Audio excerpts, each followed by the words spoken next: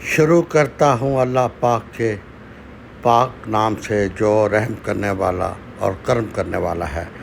تو آج کی جو میں آپ کو کہانی نہیں سچا واقعہ سنانے لگا ہوں، اس میں دو عالم کہہ لیں آپ ان کو، یعنی کہ مبلغ دین کہہ لیں، جو بھی کہہ لیں، لیکن ان میں پہلے نمبر پہ تھے مولانا رومی۔ ان کا پورا نام تھا مولانا جلال الدین رومی۔ وہ ایک دنیاوی کتابوں کے عالم تھے، دنیاوی علم کے عالم تھے۔ ان کے درس میں کتابوں کے ڈھیر لگے ہوتے تھے، بہت سے شاگرد روز آتے، وہ ان کو درس دیتے، دنیاوی باتیں بتاتے، اور وہ ان کے علم سے فیض یاب ہو کے اپنے اپنے گھروں کو لوٹ جاتے۔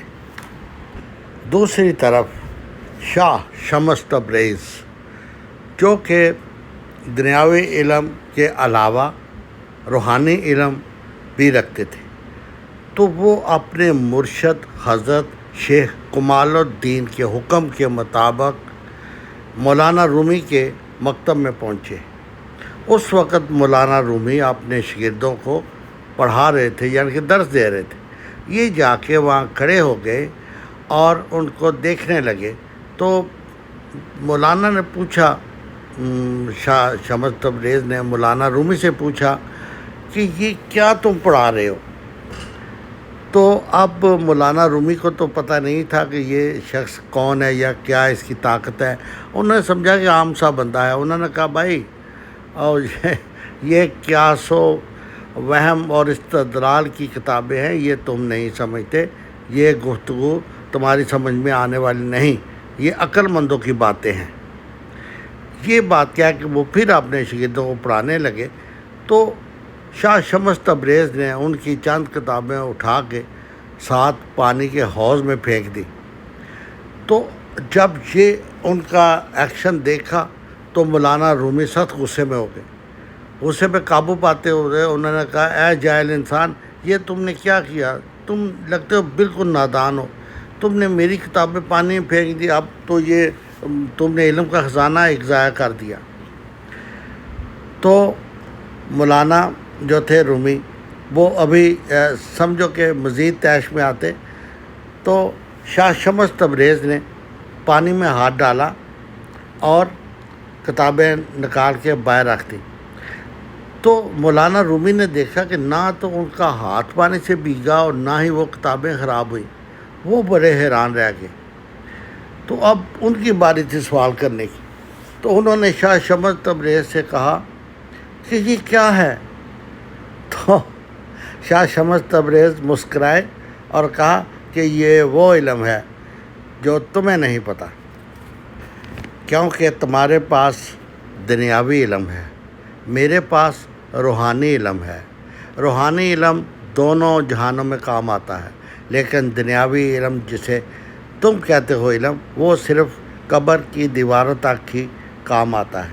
یہ کہہ کر شاہ شمس تبریز وہاں سے چل دیے۔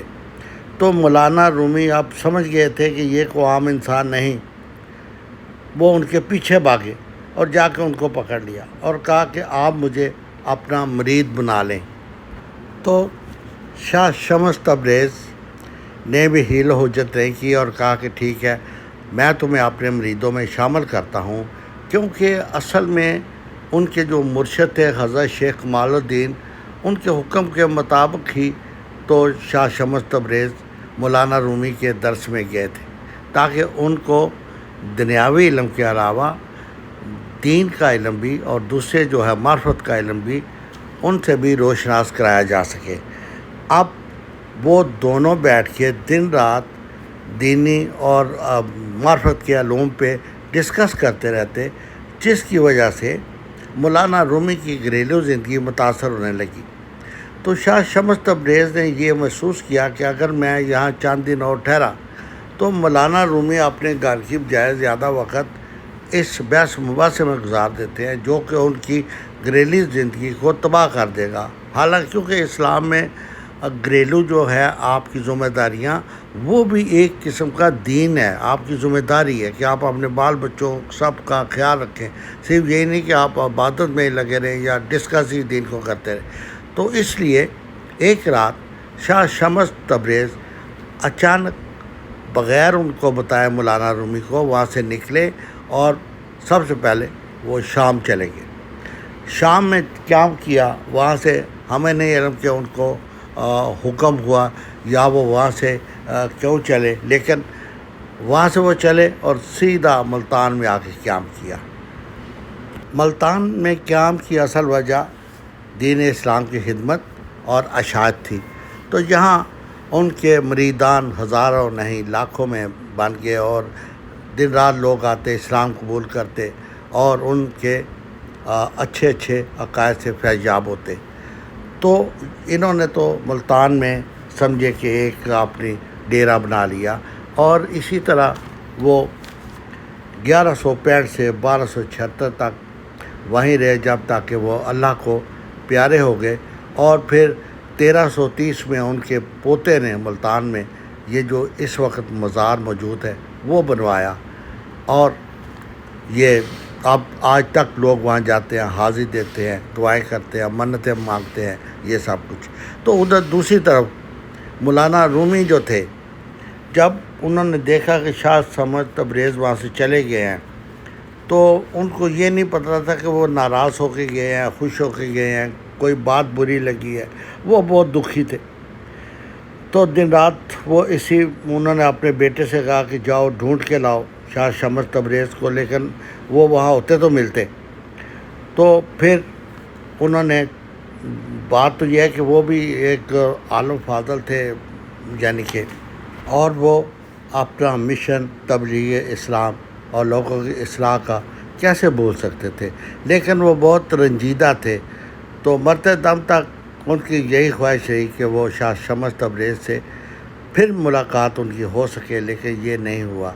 تو انہوں نے اپنا وقت ویسے ہی یاد میں گزارنے کے بجائے دین کی خدمت کا پھر کام شروع کیا، اور مولانا رومی نے شاہ شمس تبریز کی یاد میں دیوان لکھا، دیوان شمس تبریز، پھر مثنوی مولانا روم لکھی، اور مرتے دم تک وہ لوگوں کو درس و تدریس میں مصروف رہے، اور جب وہ فوت ہوئے تو اس وقت وہ کونیا میں، ترکی کا یہ ایک بہت قدیم تاریخی شہر ہے، اس میں ان کا مزار ہے جو آج تک قائم و دائم ہے۔ لوگ وہاں کونیا میں جاتے ہیں اور مولانا روم کے مزار پہ حاضری دیتے ہیں۔ تو انشاءاللہ ہم بھی کبھی وہاں جا کے مزار کی زیارت کریں گے، دیکھیں گے، کیونکہ ملتان تو ہماری اپروچ میں ہے، تو ترکی بھی جائیں گے۔ تو آپ بھی تیاری کریں، یہ تاریخی مقامات ہیں، دیکھنے چاہیے انسان کو اپنی زندگی میں۔ ان مقامات سے بہت کچھ حاصل ہوتا ہے، بہت چیزیں جو ہوتی ہیں وہ انسان کی سمجھ میں آتی ہیں۔ تو یہ چیزیں زندگی میں بھی کام آتی ہیں، اور مرنے کے بعد بھی اسلام میں ہے کہ یہ ہر انسان کے کام آئے گی۔ تو آج کے لیے اتنا ہی کافی ہے، انشاءاللہ پھر کبھی ملاقات ہوگی، بات ہوگی، پھر آپ سے مزید کچھ کہانیاں لے کے حاضر ہوگا۔ اپنا خیال رکھیں، اپنے بال بچوں کا، اپنے گرد و نواح کا، اپنے دوست و یارہ کا اچھے کام کریں، آج سے شروع کر دیں تیاری۔ اوکے، اللہ حافظ، السلام علیکم۔ آخر میں علامہ اقبال صاحب کا ایک شعر حاضر خدمت ہے: کوئی اندازہ کر سکتا ہے اس کے زور بازو کا، کوئی اندازہ کر سکتا ہے اس کے زور بازو کا، نگاہ مرد مومن سے بدل جاتی ہے تقدیر۔ واہ! اگر آپ قیامت پہ یقین رکھتے ہیں تو یقین مانیے ہر روز ایک نہ ایک نیکی ضرور کریں تاکہ حساب رہے۔